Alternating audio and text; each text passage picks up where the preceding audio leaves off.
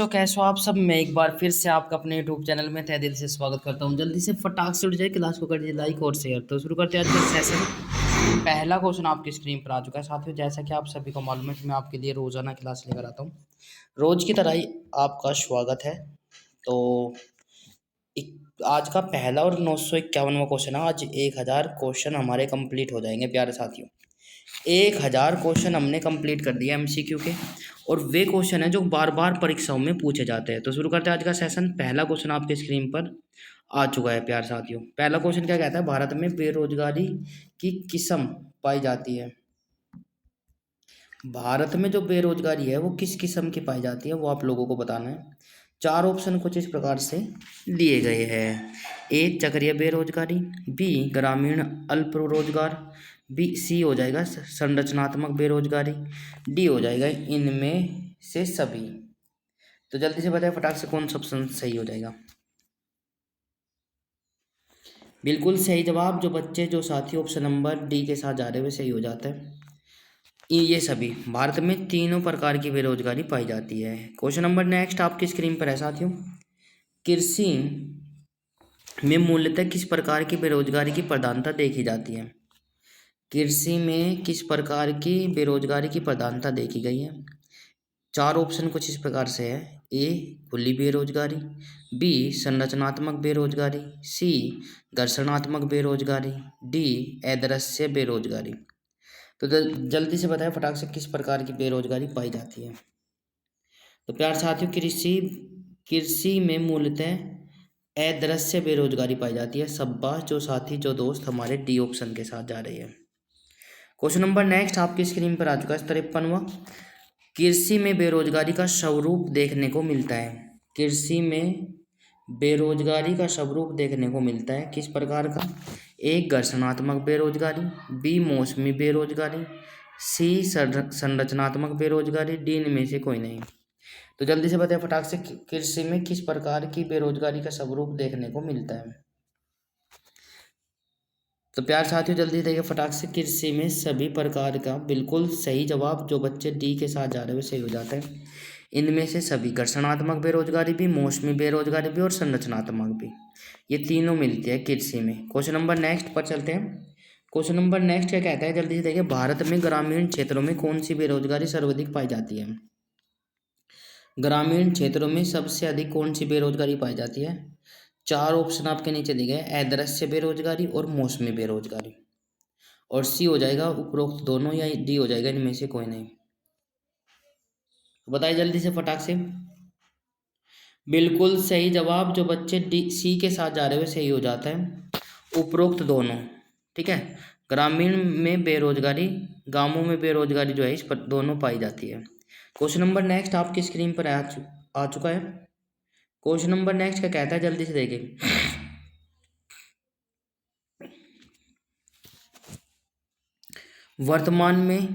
वर्तमान समय में देश के किस प्रकार की बेरोजगारी की समस्या बहुत गंभीर समस्या बनी हुई है।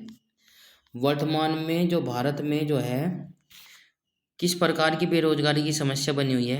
ए खुली बेरोजगारी, बी शहरी बेरोजगारी, सी ग्रामीण बेरोजगारी, और डी हो जाएगा शिक्षित बेरोजगारी।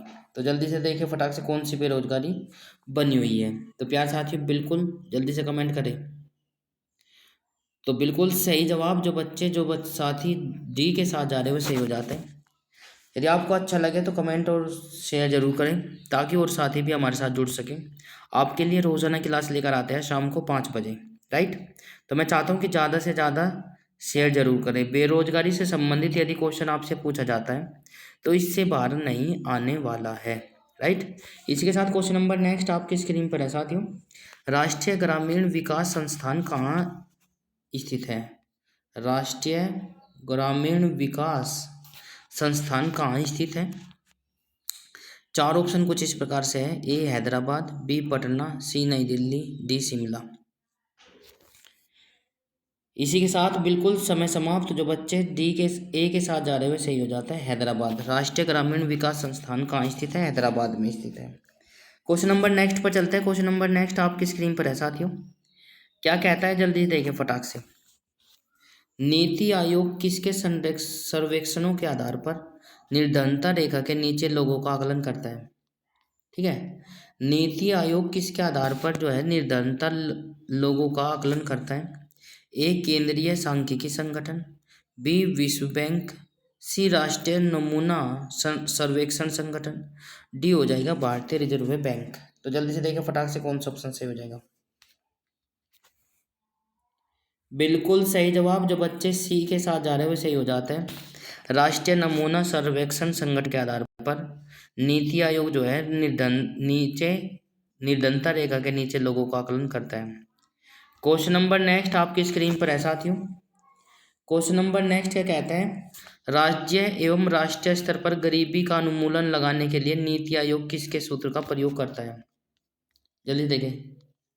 राज्य और राष्ट्रीय स्तर पर गरीबी का उन्मूलन लगाने के लिए किसके सूत्र का उपयोग करता है? जल्दी से बताएं फटाक से। ए पी के Vardhan, B B S Manas, सी डाडेकर एवं रथ, डी हो जाएगा डी टी लाकड़ा वाला। तो जल्दी से बताएं फटाक से किसके सूत्र का प्रयोग करता है? बिल्कुल सही जवाब, जो बच्चे डी के साथ जा रहे हैं वो सही हो जाता है।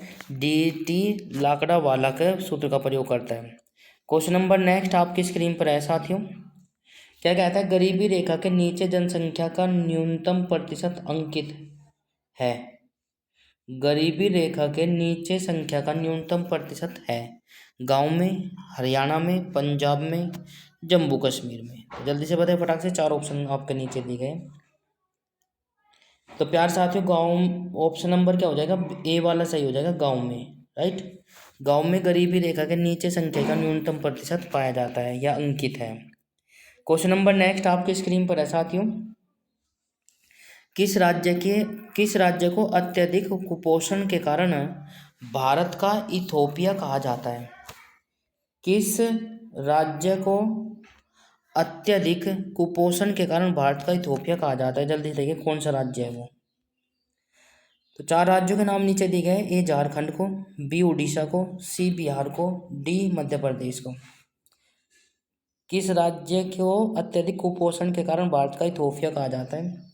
सही जवाब, बिल्कुल जो बच्चे डी के साथ जा रहे हैं वो सही हो जाता है, मध्य प्रदेश को के कारण भारत का इथोपिया कहा जाता है।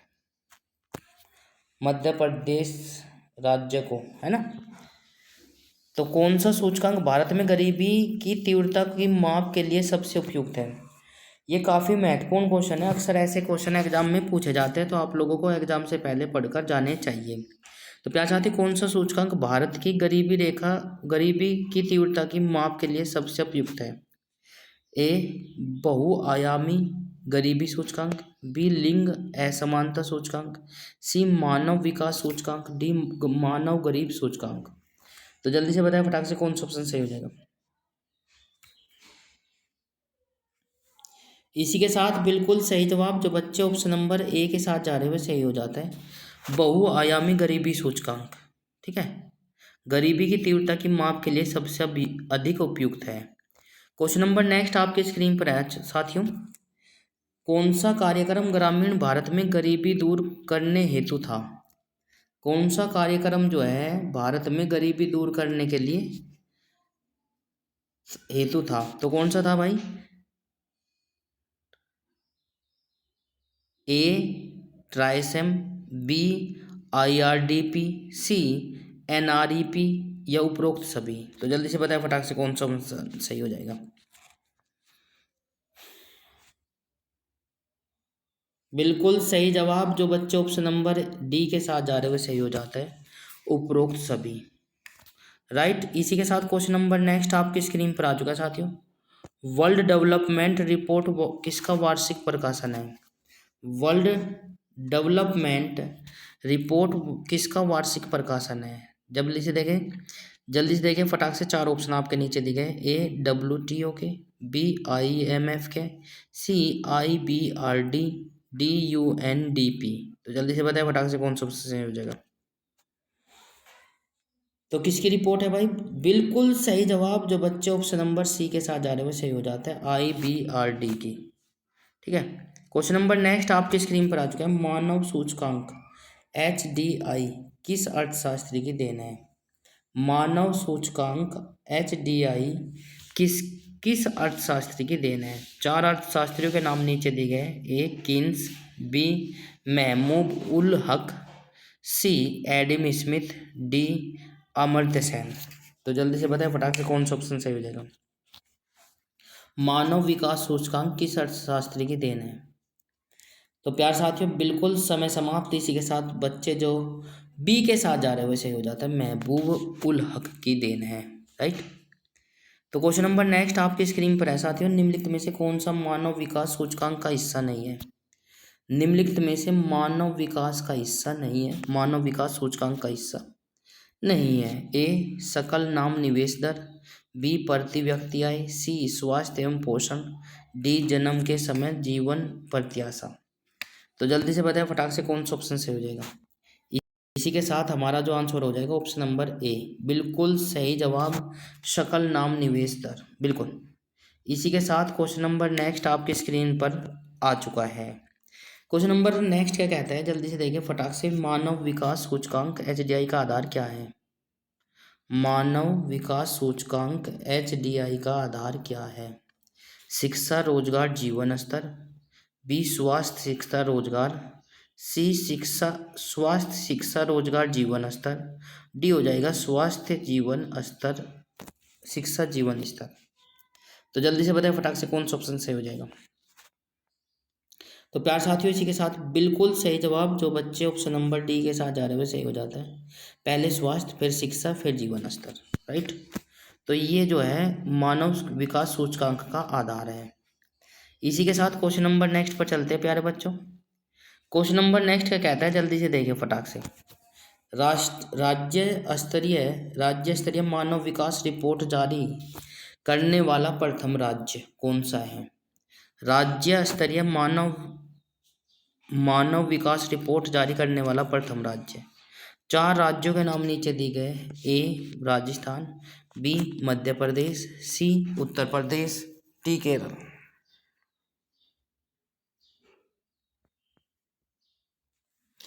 इसी के साथ आंसर आपकी स्क्रीन पर आ चुका है साथियों, बिल्कुल सही जवाब ऑप्शन नंबर बी सही हो जाएगा, मध्य प्रदेश। मध्य प्रदेश ने राज्य स्तरीय मानव विकास रिपोर्ट सबसे पहले जारी की थी। क्वेश्चन नंबर नेक्स्ट आपकी स्क्रीन पर है साथियों। क्वेश्चन नंबर नेक्स्ट क्या कहता है, जल्दी से देखें। क्वेश्चन नंबर नेक्स्ट क्या कहता है, जल्दी से देखें फटाक से।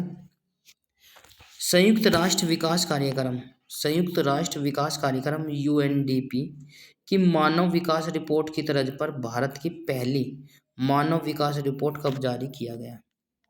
जल्दी देखिए फटाक से, इम्पोर्टेंट है। संयुक्त राष्ट्र विकास कार्यक्रम की मानव विकास रिपोर्ट की तर्ज पर भारत की पहली मानव विकास रिपोर्ट कब जारी की गई?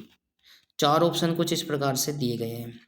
ए वर्ष 2001, बी अप्रैल 2000, सी अप्रैल 2003, डी अप्रैल 2002। तो जल्दी से कमेंट करें और बताइए। समय समाप्त। इसी के साथ आंसर आपकी स्क्रीन पर आ चुका है, ऑप्शन नंबर डी, बिल्कुल। इसी के साथ क्वेश्चन नंबर नेक्स्ट आपकी स्क्रीन पर है साथियों। क्वेश्चन नंबर नेक्स्ट क्या कहता है, जल्दी से देखें। UNDP, ठीक है, का मानव विकास रिपोर्ट में भारत को किस श्रेणी में रखा गया है? UNDP की मानव विकास रिपोर्ट में भारत को किस श्रेणी में रखा गया है? ए अति निम्न मानव विकास श्रेणी, बी मध्यम मानव विकास श्रेणी, सी उच्च मानव विकास श्रेणी और डी हो जाएगा निम्न मानव विकास श्रेणी। तो जल्दी से बताएं फटाक से, बिल्कुल समय समाप्त। इसी के साथ आंसर आपके स्क्रीन पर आ चुका है, बी वाला सही हो जाएगा। आगे चलते हैं। क्वेश्चन नंबर नेक्स्ट आपकी स्क्रीन पर है साथियों। क्वेश्चन नंबर नेक्स्ट क्या कहता है, जल्दी से देखिए फटाक से। क्वेश्चन नंबर नेक्स्ट कहता है मानव व शैक्षिक विकास सूचकांक फरवरी 2011 के अनुसार भारत के 4 उच्चतम स्थान वाले राज्य कौन से हैं? शैक्षिक विकास सूचकांक के अनुसार भारत के 4 उच्चतम स्थान वाले राज्य क्या है, कौन से हैं? ए केरल, तमिलनाडु, पश्चिम बंगाल, कर्नाटक, बी केरल दिल्ली हरियाणा पंजाब, सी केरल तमिलनाडु पंजाब दिल्ली, डी हो जाएगा केरल दिल्ली गुजरात महाराष्ट्र। तो जल्दी से बताएं फटाक से कौन सा ऑप्शन सही हो जाएगा। शैक्षिक विकास सूचकांक 2011 के फरवरी 2011 के अनुसार भारत के चार उच्चतम राज्य, बिल्कुल जो बच्चे सी के साथ जा रहे हैं सही हो जाता है, केरल तमिलनाडु पश्चिम पंजाब और दिल्ली। इसी के साथ आगे चलते हैं, अगला क्वेश्चन आपकी स्क्रीन पर है साथियों। अगला क्वेश्चन क्या कहता है, जल्दी से देखिए फटाक से। बंद अर्थव्यवस्था से आप क्या समझते हो? बंद अर्थव्यवस्था से क्या समझते हो? बिल्कुल ऐसा क्वेश्चन आपसे मैंने कल भी आपको बताया था, यदि आपने क्लास ली होगी तो आप लोग बता देंगे, यदि नहीं ली है तो आप लोग नहीं बता पाएंगे। ए आयात निर्यात बंद, बी आयात बंद, सी नियंत्रित पूंजी, डी निर्यात बंद। तो जल्दी से बताइए फटाक से, कमेंट बॉक्स में कमेंट करें कौन सा ऑप्शन सही हो जाएगा।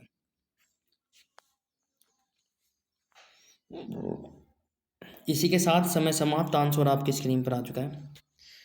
आयात और निर्यात बंद होने पर बंद व्यवस्था कही जाती है।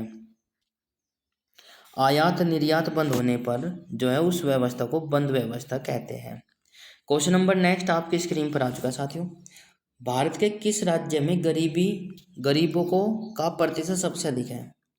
भारत के किस राज्य में गरीबों का प्रतिशत सबसे अधिक है? चार राज्य कुछ इस प्रकार से दिए गए हैं। ए झारखंड, बी छत्तीसगढ़, सी बिहार को, या डी उड़ीसा को।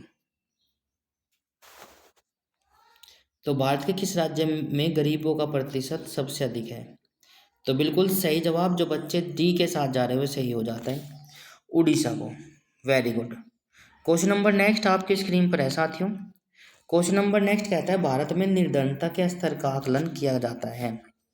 भारत में निर्धनता के स्तर का आकलन किया जाता है। ए देश के मलिन बस्तियों के आधार पर, बी परिवार के भोग व्यय के आधार पर, सी परिवार की औसत आय के आधार पर, और डी विभिन्न राज्यों के प्रति व्यक्ति आय के आधार पर। तो जल्दी से बताएं फटाक से कौन सा ऑप्शन सही हो जाएगा। तो बिल्कुल सही जवाब, जो बच्चे ऑप्शन नंबर बी के साथ जा रहे हुए सही हो जाता है। समय समाप्त होता हुआ। परिवार के उपभोग व्यय के आधार पर जो है भारत में निर्धनता के स्तर का आकलन किया जाता है, स्तर का आकलन किया जाता है। क्वेश्चन नंबर नेक्स्ट आपकी स्क्रीन पर है साथियों। क्वेश्चन नंबर नेक्स्ट क्या कहता है, जल्दी से देखिए फटाक से। किस अर्थव्यवस्था में क्षेत्रों को सार्वजनिक और निजी में किस आधार पर वर्गीकृत किया गया है? किस अर्थव्यवस्था में क्षेत्रों को सार्वजनिक और निजी में किस आधार पर वर्गीकृत किया गया है? तो जल्दी से कमेंट करें और बताइए। तो प्यारे बच्चों, ए रोजगार की शर्तें, बी उद्यमों का स्वामित्व, सी आर्थिक गतिविधियों का स्वरूप, डी कच्ची सामग्रियों का प्रयोग। तो जल्दी से बताएं फटाक से कौन सा ऑप्शन सही हो जाएगा। समय समाप्त, जो बच्चे ऑप्शन नंबर बी के साथ जा रहे हैं सही हो जाता है, उद्यमों का स्वामित्व। इसी के साथ क्वेश्चन नंबर नेक्स्ट आपकी स्क्रीन पर आ चुका है साथियों। मानव सूचकांक किसने बनाया था? मानव सूचकांक किसने बनाया था? कमेंट बॉक्स में कमेंट करें। यदि आपसे पूछा जाए कि मानव सूचकांक किसने बनाया, चार ऑप्शन कुछ इस प्रकार से दिए गए हैं। AUNDP, BASEAN, या फिर सी हो जाएगा UNCATD, या डी हो जाएगा IBRD। तो जल्दी से बताएं फटाक से कौन सा ऑप्शन सही हो जाएगा। समय समाप्त। इसी के साथ आंसर आपकी स्क्रीन पर आ चुका है। बिल्कुल सही जवाब, जो बच्चे ऑप्शन नंबर ए के साथ जा रहे हैं, मानव सूचकांक जो है बनाया था UNDP ने, राइट। तो जल्दी देखिए फटाक से क्वेश्चन नंबर नेक्स्ट आपकी स्क्रीन पर आ चुका है। 76वां क्वेश्चन है प्यारे बच्चों। भारतीय अर्थव्यवस्था के उदासीकरण का अग्रदूत किसे कहा जाता है? मोस्ट इम्पोर्टेंट है। भारतीय अर्थव्यवस्था के उदारीकरण का अग्रदूत किसे कहा जाता है? जल्दी से देखिए, चार ऑप्शन आपके नीचे दिए गए। ए मनमोहन सिंह, बी PV नरसिम्हा राव, सी P चिदम्बरम, डी डॉक्टर विमल जलान। तो जल्दी देखिए किसे कहा जाता है? भारतीय अर्थव्यवस्था का उदारीकरण का अग्रदूत किसे कहा जाता है? तो बिल्कुल सही जवाब जो बच्चे ऑप्शन नंबर ए के साथ जा रहे हुए सही हो जाता है, डॉक्टर मनमोहन सिंह को।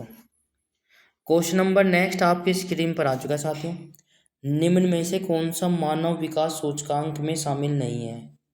निम्न में से कौन सा मानव विकास सूचकांक में शामिल नहीं है? चार ऑप्शन आपके नीचे दिए गए। ए वास्तविक प्रति व्यक्ति आय, बी सामाजिक असमानता, डी प्रौढ़ साक्षरता और डी जीवन प्रत्याशा। जल्दी से बताएं फटाक से कौन सा ऑप्शन सही हो जाएगा। बिल्कुल सही जवाब जो बच्चे बी के साथ जा रहे हुए सही हो जाता है, सामाजिक समानता। बिल्कुल। इसी के साथ क्वेश्चन नंबर नेक्स्ट पर चलते हैं। क्वेश्चन नंबर नेक्स्ट क्या कहता है? भारत की खोज किसने की? भारत की खोज किसने की? A Fahien, B Vasco da Gama, C Ibn Battuta, D Al Biruni. तो जल्दी से बताएं फटाक से भारत की खोज किसने की? तो प्यार साथियों बिल्कुल सही जवाब भारत की खोज option number B Vasco da Gama ने की। राइट। इसी के साथ क्वेश्चन नंबर नेक्स्ट आपकी स्क्रीन पर आ चुका है साथियों। क्वेश्चन नंबर नेक्स्ट क्या कहता है? जल्दी से देखिए। ग्रीष्मकालीन मानसून हिंद महासागर से चलने के कारण होता है। जल्दी से देखिए फटाक से। ग्रीष्मकालीन मानसून हिंद महासागर से चलने के कारण होता है शीत व शुष्क, बी उष्ण व शीत, और सी हो जाएगा शीत व आर्द्र, और डी हो जाएगा उष्ण व आर्द्र। तो जल्दी से बताएं फटाक से कौन सा ऑप्शन सही हो जाएगा। बिल्कुल सही जवाब तो शीत व शुष्क होता है। ग्रीष्मकालीन मानसून हिंद महासागर से चलने के कारण शीत व क्या हो जाएगा? शुष्क होता है। क्वेश्चन नंबर नेक्स्ट आपकी स्क्रीन पर आ चुका है साथियों। भारत में शीत ऋतु संबंधित विशेषता नहीं है। भारत में शीत ऋतु संबंधित विशेषता नहीं है। ए किस ऋतु में आकाश सच रहता है? ठीक है। बी शीत ऋतु में आर्द्रता की कमी रहती है। सी इस ऋतु में हवाएं तेज गति से चलती है। सी भारत में शीत ऋतु दिसंबर से फरवरी तक आती है। तो प्यार साथियों मैं आपको बता दूं कौन सा ऑप्शन सही हो जाएगा, जल्दी से बताएं फटाक से। समय समाप्त। इसी के साथ जो बच्चे ऑप्शन नंबर सी के साथ जा रहे हैं वे सही हो जाता है। इस ऋतु में हवाएं तेज गति से चलती है, ये जो है ऑप्शन नहीं है। राइट। देखो थोड़ा सा क्वेश्चन को कंफ्यूज दे दिया गया है, कभी कभी हम नहीं पढ़ पाते हैं। तो ये तीनों क्वेश्चन आप लोगों तीनों ऑप्शन में से चार ऑप्शन में से कोई सा एक लगा देंगे। जो तीन सही होंगे ये गलत, और गलत हमें ढूंढना था, गलत हमारा आंसर होना चाहिए।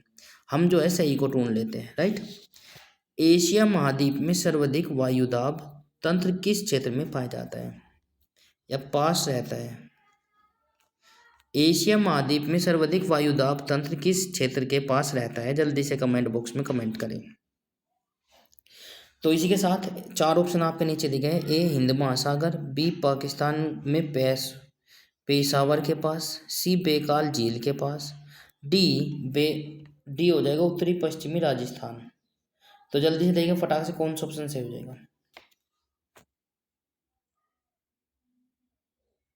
बिल्कुल सही जवाब जो बच्चे ऑप्शन नंबर सी के साथ जा रहे हुए सही हो जाता है। एशिया महाद्वीप में सर्वाधिक वायुदाब जो है, वायुदाब तंत्र जो है बेकाल झील के पास रहता है।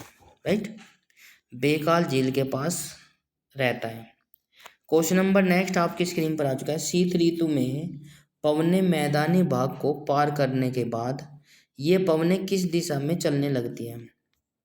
शीत ऋतु में पवनें मैदानी भाग को पार करने के बाद ये पवनें किस दिशा में चलने लगती हैं? चार दिशाओं के नाम नीचे दिए गए। ए उत्तर पूर्वी, बी पश्चिमी पूर्व, सी उत्तर दक्षिणी, सी डी हो जाएगा दक्षिण पश्चिम। तो कौन सा ऑप्शन सही हो जाएगा, जल्दी से कमेंट करें। इसी के साथ बिल्कुल सही जवाब जो बच्चे ऑप्शन नंबर ए के साथ जा रहे हुए सही हो जाता है, उत्तर पूर्वी। ठीक है। क्वेश्चन नंबर नेक्स्ट आपकी स्क्रीन पर है साथियों। क्वेश्चन नंबर नेक्स्ट क्या कहता है? शीतकालीन मानसून वर्षा किस राज्य में नहीं होती? शीतकालीन मानसून वर्षा किस राज्य में नहीं होती? ए हरियाणा, बी उत्तरांचल, सी महाराष्ट्र, डी पंजाब।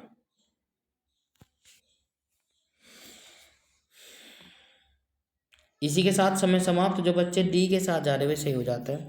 महाराष्ट्र में नहीं होती है। शीतकालीन मानसून वर्षा जो है किस राज्य में नहीं होती? महाराष्ट्र में नहीं होती है। क्वेश्चन नंबर नेक्स्ट आपकी स्क्रीन पर है साथियों। शीतकालीन वर्षा का अधिकतम भाग किस राज्य को प्राप्त होता है? शीतकालीन वर्षा का अधिकतम भाग किस राज्य को प्राप्त होता है? ए हरियाणा, बी तमिलनाडु, सी पंजाब और डी हो जाएगा हिमाचल प्रदेश।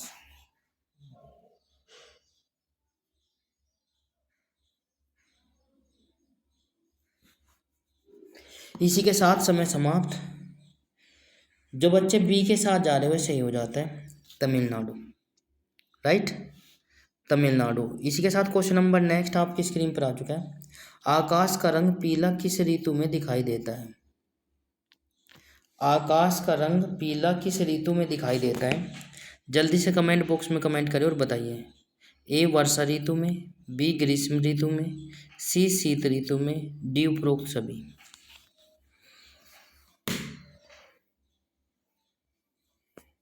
इसी के साथ समय समाप्त। जो बच्चे ऑप्शन नंबर डी के साथ जा रहे हैं वे सही हो जाते हैं। उपरोक्त सभी। आकाश का रंग पीला जो है वर्षा ऋतु में, ग्रीष्म ऋतु में और शीत ऋतु में, तीनों में दिखाई देता है। क्वेश्चन नंबर नेक्स्ट आपकी स्क्रीन पर आ चुका है। क्वेश्चन नंबर नेक्स्ट क्या कहता है, जल्दी से देखिए फटाक से। भारत में कुल वर्षा का कितने प्रतिशत भाग दक्षिणी पश्चिमी मानसून से प्राप्त होता है? भारत में कुल वर्षा का कितने प्रतिशत भाग दक्षिणी पश्चिमी मानसून से प्राप्त होता है? ए 10%, बी 30%, सी 70% और डी हो जाएगा 90%। तो प्यार साथियों बिल्कुल सही जवाब। जो बच्चे डी के साथ जा रहे हैं वे सही हो जाते हैं 90%। भारत में कुल वर्षा का कितने प्रतिशत भाग जो है दक्षिणी पश्चिम मानसून से होता है, तो वो है 90%। इसी के साथ क्वेश्चन नंबर नेक्स्ट आपकी स्क्रीन पर आ चुका है साथियों। क्वेश्चन नंबर नेक्स्ट क्या कहता है, दक्षिण पठार का कौन सा भाग वरिष्ठ छाया क्षेत्र में आता है? दक्षिणी पठार का कौन सा भाग वरिष्ठ छाया क्षेत्र में आता है? ए पूर्वी भाग, बी उत्तरी भाग, सी दक्षिणी भाग और डी पश्चिमी भाग।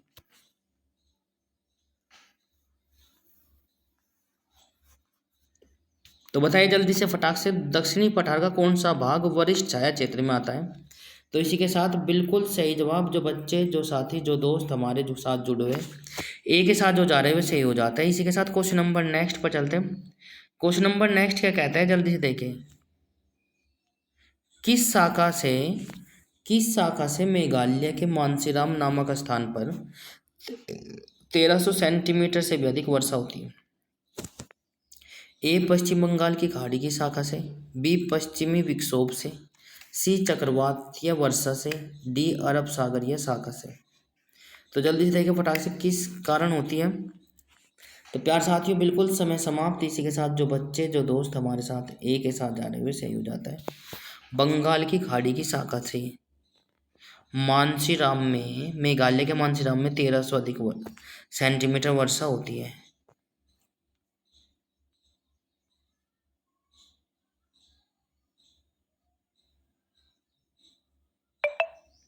तो जल्दी से देखिए फटाक से क्या हो जाएगा बच्चों। 4 ऑप्शन आपके नीचे दिए गए।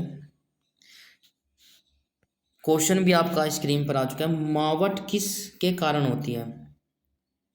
इंपॉर्टेंट है, जल्दी से देखिए फटाक से। मावट किसके कारण होती है?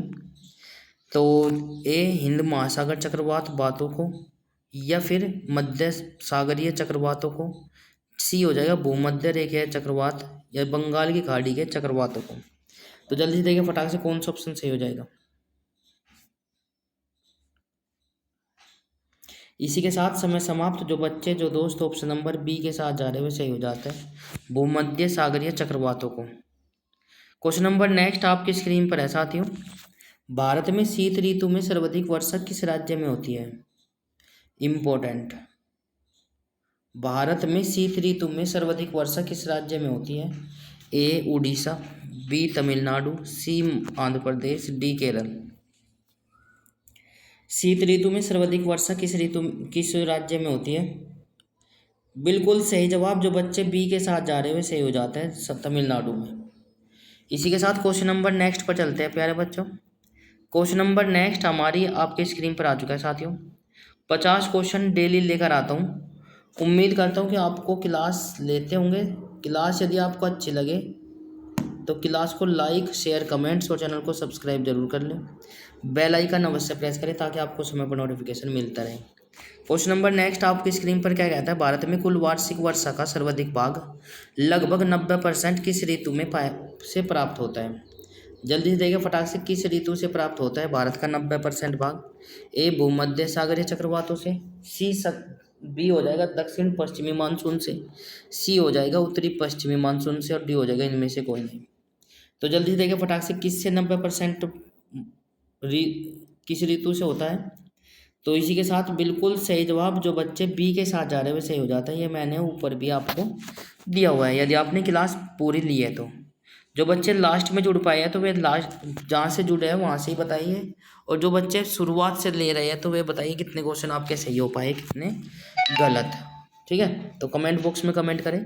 मानसून का परिवर्तन काल कौन सा है? मानसून का परिवर्तन काल कौन सा है? जल्दी से बताएं फटाक से।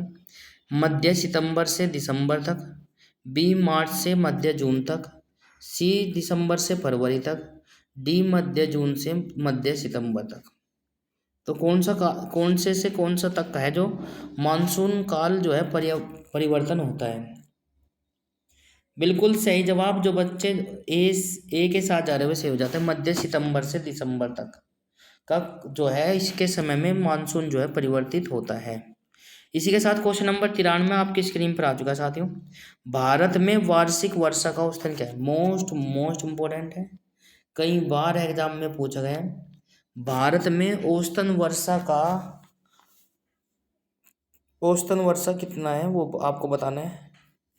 भारत में वार्षिक औसतन या औसत कितना है वर्षा का? ए 90 सेंटीमीटर, बी 100 सेंटीमीटर, सी 110 और डी 115। जल्दी से बताएं फटाक से कि वार्षिक औसत कितना है भारत में वर्षा का? बिल्कुल सही जवाब। जो बच्चे सी के साथ जा रहे हैं वे सही हो जाते हैं, 110। क्वेश्चन नंबर नेक्स्ट आपकी स्क्रीन पर आ चुका है साथियों। क्वेश्चन नंबर नेक्स्ट क्या कहता है? जल्दी से देखिए फटाक से। यदि भूमध्य रेखा भारत के मध्य से गुजरती है तो भारत की जलवायु कैसी होगी? यदि भूमध्य रेखा भारत के मध्य से होकर गुजरती है तो भारत की जलवायु कैसी होगी? मान कर चल रही है। उष्ण एवं आर्द्र, बी उष्ण व शुष्क, सी शीत व आर्द्र और डी हो जाएगा शीत व शुष्क। तो जल्दी से बताएं फटाक से, यदि भूमध्य रेखा से गुजरती है, यदि भूमध्य रेखा के मध्य से गुजरती है तो भारत की जलवायु कैसी होगी? तो प्यार साथियों इसी के साथ आंसर आपकी स्क्रीन पर आ चुका है। बिल्कुल सही जवाब, उष्ण व आर्द्र होगी यदि गुजरती है तो भूमध्य रेखा के मध्य से। तो क्वेश्चन नंबर नेक्स्ट आपकी स्क्रीन पर है साथियों। एक ही अक्षांश पर स्थित होते हुए भी ऊंचाई की भिन्नता के कारण क्या है? एक ही अक्षांश पर स्थित होते हुए भी ऊंचाई में भिन्नता का कारण क्या है? तो प्यार साथियों, ए पर्वतों की स्थिति, बी बस समुद्र की दूरी, सी समुद्र तल की से ऊंचाई और डी हो जाएगा भूमध्य रेखा के से दूरी। तो जल्दी से देखिए फटाक से कौन सा ऑप्शन से हो जाएगा। बिल्कुल सही जवाब। जो बच्चे ऑप्शन नंबर बी सी के साथ जा रहे हैं सही हो जाता है, समुद्र तल से ऊंचाई। तो इसी के साथ क्वेश्चन नंबर नेक्स्ट आपकी स्क्रीन पर आ चुका साथियों। दक्षिण भारत को किस प्रदेश में सम्मिलित किया गया है या किया जाता है? दक्षिणी भारत को किस प्रदेश में सम्मिलित किया गया है? ए शीतोष्ण प्रदेश, बी उपोष्ण प्रदेश, सी आर्द्र प्रदेश, डी उष्ण प्रदेश। दक्षिणी भारत को किस प्रदेश में सम्मिलित किया गया है? तो आंसर आपकी स्क्रीन पर आ चुका है, शाबाश, डी वाला सही हो जाएगा, उष्ण प्रदेश। क्वेश्चन नंबर नेक्स्ट आपकी स्क्रीन पर आ चुका है साथियों। क्वेश्चन नंबर नेक्स्ट क्या कहता है? पश्चिमी घाट की स्थिति प्रायद्वीप या भारत के किस तट के निकट है? पश्चिमी घाट की स्थिति प्रायद्वीप या भारत के किसके निकट है? ए पूर्वी तट, बी दक्षिणी तट, सी पश्चिमी तट, डी उत्तरी तट। तो जल्दी से बताएं फटाक से कौन सा ऑप्शन सही हो जाएगा।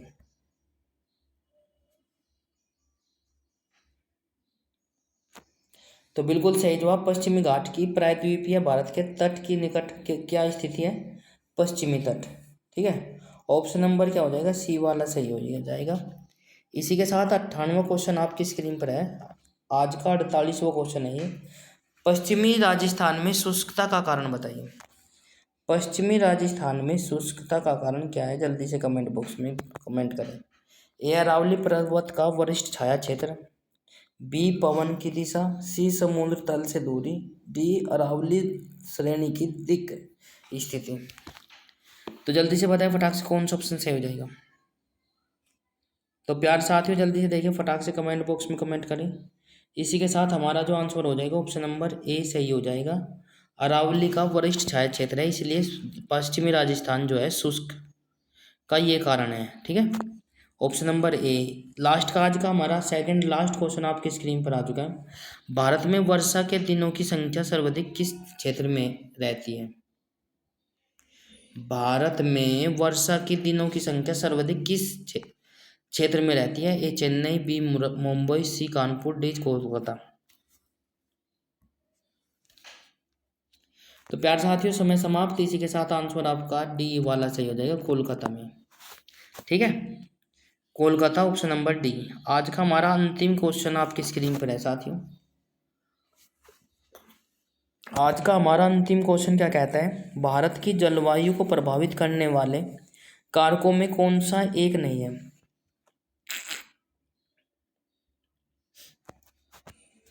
ए समुद्र तल से ऊंचाई, बी पवनों की दिशा, सी ऋतु परिवर्तन, डी समुद्र से दूरी।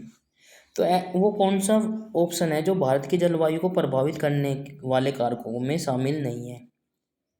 जल्दी से बताएं फटाक से कौन सा ऑप्शन सही हो जाएगा। 50 क्वेश्चन आपके कंप्लीट हो चुके हैं ऑप्शनल, और काफ़ी बच्चे क्लास को लेते हैं। तो प्यारे बच्चों, प्यारे साथियों, आपका सपोर्ट और भरपूर हमें मिल रहा है, उसके लिए बहुत बहुत धन्यवाद।